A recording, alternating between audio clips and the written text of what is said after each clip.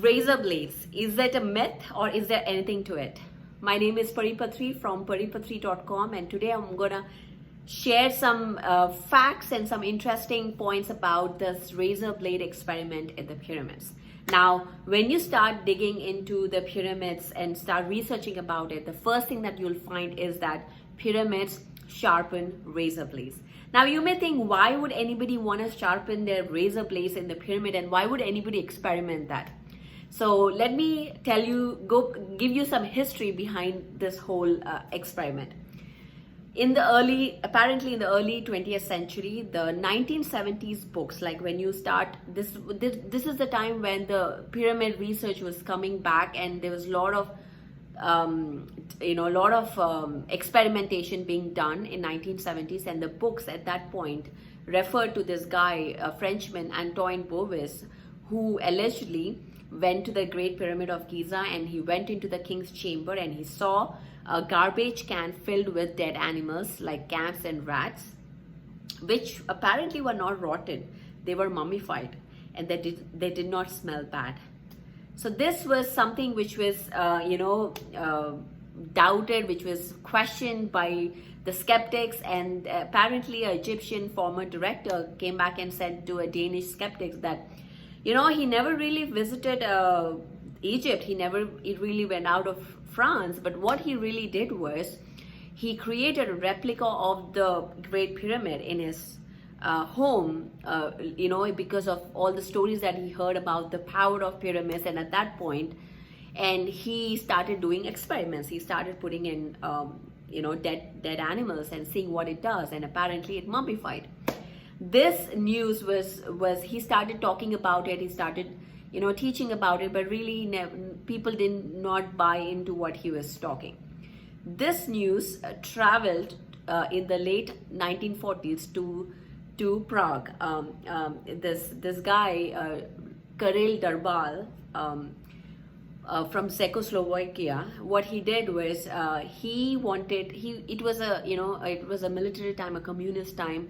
Basically, they were not able to afford new razors at that point, and because of sheer necessity, he was like, okay, you know what, maybe if I try putting my razor inside a pyramid, something will happen, because he heard about all these great things the pyramid does. So he's like, okay, let me just try and see what happens. So he built his own pyramid with the right angles, with exact match of the Great Pyramid of Giza, and he put the razor blade inside the pyramid, and he left it for about 2 days. And what he saw was amazing. What he saw was the blade was as new as it could be after many shaves. So this really was amazing. Like, he was amazed with this results, and he actually went to the patent board, the Czechoslovakian patent board, to file a patent for this new discovery, for his new invention. But the patent actually refused, because they wanted to see more results.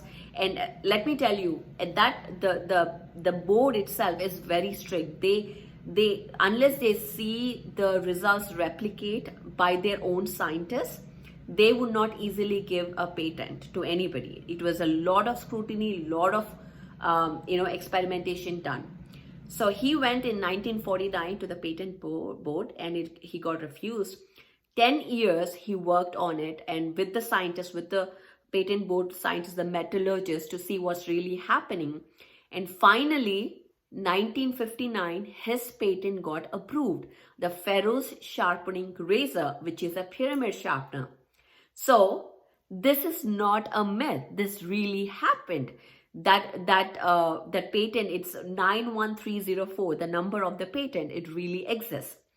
So pyramids somehow changed the molecular structure of the blade. It actually is a physical object. It is affecting the molecular structure of the physical object.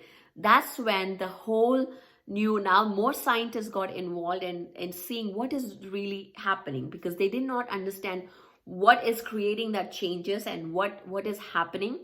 And later, until the new research, which is coming from the Russia, happened, then we started understanding more about what is really happening inside. So this is the story, guys. So if you're working on pyramids and if you're learning about pyramids, razor blades is not a myth. It really happened and you can test it for yourself. Make sure you work with the pyramid in the right, the right way. I've done another video about how to work with it, how to orient it. So make sure you watch that. Now, if you like this video, please like, share, and subscribe to my channel. Click the bell icon so that you will get notified every time I upload a video or I'm live on YouTube. You can follow me on Facebook, on Instagram, and also visit my website paripatri.com/pyramid mastery to learn more about pyramids and the science behind it. See you in another video. Thank you so much. Take care.